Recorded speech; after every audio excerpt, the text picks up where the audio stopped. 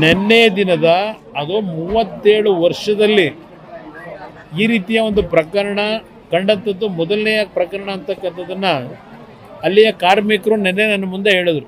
ನಾನು ನಿನ್ನೆ 4 ಕಾಲಲ್ಲಾದಂಥ ಘಟನೆಯನ್ನು ಸಾಯಂಕಾಲ 6:30 7 ಗಂಟೆಗೆ ನನಗೆ ಮೆಸೇಜ್ ಬಂತು.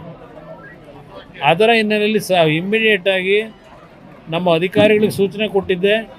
ಅದರ ಜೊತೆಗೆ ಅಲ್ಲಿ ಲೋಕಲ್ MP ಏನಿದ್ದಾರೆ ಭರತ್ ಅಂತ ಹೇಳಿ ಅವ್ರಿಗೂ ಸಹ ಇಮ್ಮಿಡಿಯೇಟಾಗಿ ಸ್ಥಳಕ್ಕೆ ಹೋಗಿ ಏನೇನಾಗಿದೆ ಅಂತಕ್ಕಂಥ ಮಾಹಿತಿಯನ್ನು ನನಗೆ ಕೊಡಬೇಕು ಅಂತಕ್ಕಂಥದ್ದು ಹೇಳಿ, ಜೊತೆಗೆ ಆಂಧ್ರ ಪ್ರದೇಶ ಸರ್ಕಾರದಿಂದ ಹೋಮ್ ಮಿನಿಸ್ಟ್ರು ಇಮ್ಮಿಡಿಯೇಟಾಗಿ ಡೆಪ್ಯೂಟ್ ಮಾಡಿದರು. ನಾನು ಅಲ್ಲಿಗೆ 10:30 ಗಂಟೆಗೆ ಹೋದೆ. ರಾತ್ರಿ ಹೋಗಿ ಎಲ್ಲ ಪ್ಲ್ಯಾಂಟನ್ನು ವೀಕ್ಷಣೆ ಮಾಡಿ, ಅದು ಆಕಸ್ಮಿಕವಾಗಿ ಆಗಿರ್ತಕ್ಕಂಥದ್ದು ಅನ್ಫಾರ್ಚುನೇಟ್ ಥಿಂಗ್. ಆ ಥರ ಆಗ್ಲಿಕ್ಕೆ ಸಾಧ್ಯವೇ ಇಲ್ಲ.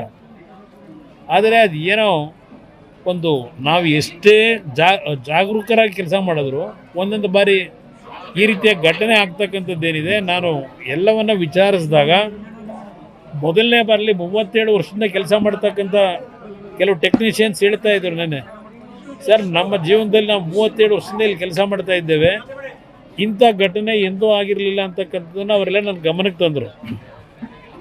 ನಾನು ಸತ್ಯಾಂಶವನ್ನು ತಿಳಿಬೇಕು ಅನ್ನೋ ದೃಷ್ಟಿಯಿಂದಲೇ ಈಗಾಗಲೇ ನೆನ್ನೆ ನಮ್ಮ ಇಲಾಖೆಯಿಂದ 3 ಜನ ಎಕ್ಸ್ಪರ್ಟ್ಗಳನ್ನು ನಮ್ಮ Bhilai steel plant, Rourkela steel ಪ್ಲ್ಯಾಂಟ್ನಲ್ಲಿ ಟೆಕ್ನಿಕಲಿ ಯಾರು ಕೆಲಸ ಮಾಡ್ತಾ ಇದ್ದಾರೆ, ಒಂದು 3 ಜನನ ಡೆಪ್ಯೂಟಿ ಇವತ್ತು ಮಾಡಿದ್ದೇನೆ. ಇವತ್ತು ಹೋಗ್ತಾ ಇದ್ದಾರೆ. ಅಲ್ಲಿ ಯಾವ ಕಾರಣಕ್ಕೆ ಇದಾಗಿದೆ, ಏನು ಸತ್ಯಾಸತ್ಯತೆ ಅಂತಕ್ಕಂಥದ್ದನ್ನು ವರದಿಯನ್ನು ಕೊಡಬೇಕು ಅಂತೇಳಿ 3 ಜನ ಎಕ್ಸ್ಪರ್ಟ್ಗಳನ್ನು ಇವತ್ತು ಒಂದು ಕಮಿಟಿ ರಚನೆ ಮಾಡಿ ಇವತ್ತು ಭೇಟಿ ಕೊಡಲಿಕ್ಕೆ ಆಗಲೇ ಸೂಚನೆ ಕೊಟ್ಟಿದ್ದೇನೆ.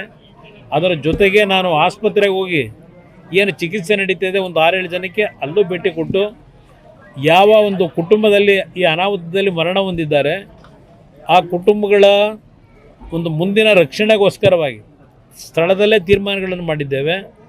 ಇವತ್ತು RINLನ ಪ್ಲ್ಯಾಂಟ್ನಲ್ಲಿ ಅಲ್ಲೇನು ನಮ್ಮ ಆಡಳಿತ ವರ್ಗ ಇದೆ ಸೂಚನೆ ಕೊಟ್ಟಿದ್ದೇನೆ. ಆ ಸೂಚನೆಯ ಪ್ರಕಾರ ರೆಗ್ಯುಲರ್ ಎಂಪ್ಲಾಯೀಸ್ ಏನಿದ್ದಾರೆ ಮತ್ತು 2 ನಮ್ಮ ಔಟ್ಸೋರ್ಸಸ್ಸಿಂದ ಕೆಲಸ ಮಾಡ್ತಿದ್ದವರು ಮರಣ ಹೊಂದಿದ್ದಾರೆ, ಅವ್ರಿಗೂ ಒಳಗೊಂಡಂತೆ ರೆಗ್ಯುಲರ್ ಎಂಪ್ಲಾಯೀಸ್ಗೆ ನಾವು ಏನು ಅವರಿಗೆ ಕಾಂಪನ್ಸೇಷನ್ ಕೊಡ್ತಾ ಇದ್ದೇವೆ ಅದೇ ಕಾಂಪನ್ಸೇಷನ್ನ ಔಟ್ಸೋರ್ಸಸ್ನಲ್ಲಿ ಕೆಲಸ ಮಾಡ್ತಾ ಇರತಕ್ಕಂಥವ್ರಿಗೂ ಕೊಡಬೇಕು ಅಂತ ಸೂಚನೆ ಕೊಟ್ಟು, ಇವತ್ತು ಒಂದೊಂದು ಕುಟುಂಬಕ್ಕೆ ಬಹುಶಃ 1.25 ಕೋಟಿಯಿಂದ 1.5 ಕೋಟಿ ಹಣ ದೊರಕ್ತಾ ಇದೆ. ಆ ರೀತಿಯ ನಿನ್ನೆ ತೀರ್ಮಾನ ಮಾಡಿದ್ದೇನೆ ಸ್ಥಳದಲ್ಲಿ. ಅದರ ಜೊತೆಗೆ PM ಅವರ ರಿಲೀಫ್ ಫಂಡಿಂದ ವಿಷಯ ಗೊತ್ತಾದ ತಕ್ಷಣ ಅವರು ಸಹ 2 ಲಕ್ಷ ಒಂದೊಂದು ಕುಟುಂಬಕ್ಕೆ ಪರಿಹಾರವನ್ನು ಘೋಷಣೆ ಮಾಡಿದ್ದಾರೆ. ಆಸ್ಪತ್ರೆಯಲ್ಲಿ ಇರ್ತಕ್ಕಂಥವರಿಗೆ ಚಿಕಿತ್ಸೆಗೆ 50,000 ರೂಪಾಯಿ ಅವ್ರ ಕಡೆಯಿಂದಲೂ ಕೊಟ್ಟಿದ್ದಾರೆ. ನಾವು ನಮ್ಮ ಅಧಿಕಾರಿಗಳಿಗೆ ಹೇಳಿದ್ದೇನೆ, ಆಸ್ಪತ್ರೆಯ ಸಂಪೂರ್ಣ ಖರ್ಚು ವೆಚ್ಚವನ್ನು ನಮ್ಮ ಇಲಾಖೆಯಿಂದ ಭರಿಸ್ತಾ ಇದ್ದೇವೆ. ಅದರ ಜೊತೆಗೆ ಆ ಒಂದು ಕಾರ್ಖಾನೆಯಲ್ಲಿ ಕೆಲಸ ಮಾಡ್ತಾ ಇದ್ದಂಥವ್ರು ಏನಿದ್ದಾರೆ ಅವರ ಕುಟುಂಬಗಳಿಗೆ ಆ ಕಾರ್ಖಾನೆಯ ನಮ್ಮ ಟೌನ್ಶಿಪ್ ಏನಿದೆ ಅಲ್ಲಿ ಅವರಿಗೆ ಒಂದು ಮನೆಯನ್ನು ಪರ್ಮನೆಂಟಾಗಿ ಕೊಡ್ತಕ್ಕಂಥ ನಿರ್ಧಾರ ಮಾಡಿದ್ದೇನೆ.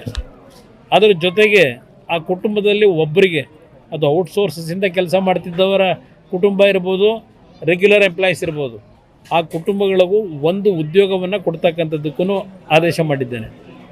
ಮತ್ತು ಅವರ ಮಕ್ಕಳಿಗೆ ಶಿಕ್ಷಣಕ್ಕೆ ಸಂಪೂರ್ಣವಾಗಿ ಜವಾಬ್ದಾರಿ ನಮ್ಮ RINL ಸಂಸ್ಥೆನೇ ತೆಗೆದುಕೋಬೇಕು ಅಂತಕ್ಕಂಥದ್ದು ಮತ್ತೊಂದು ತೀರ್ಮಾನ ಮಾಡಿದ್ದೇನೆ.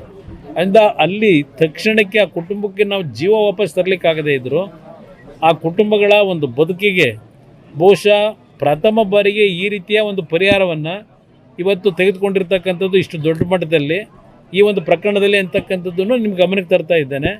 ನಾನು ಹೋಗಿ ಎಲ್ಲ ಅವ್ರ ಜೊತೆ ಚರ್ಚೆ ಆದ ನಂತರ ಅವರಲ್ಲಿದ್ದಂಥ ಆತಂಕಗಳನ್ನು ಇವತ್ತು ಸಂಪೂರ್ಣವಾಗಿ ಸ್ವಲ್ಪ ಧೈರ್ಯ ತುಂಬಿದ್ದೇನೆ.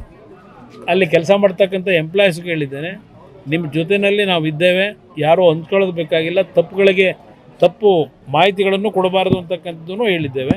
ಅದರಿಂದ ನಿನ್ನೆ ನಾನು ತಕ್ಷಣ ಹೋಗಿ ಅಲ್ಲಿ ಎಲ್ಲ ರೀತಿಯ ವ್ಯವಸ್ಥೆಗಳನ್ನು ಮಾಡಿ ಬೆಳಗಿನ ಜಾವ 3:15 ಗಂಟೆಗೆ ಬೆಂಗಳೂರಿಗೆ ವಾಪಸ್ ಬಂದು ಈಗ ಮಂಡ್ಯಕ್ಕೆ ಬಂದಿದ್ದೆ.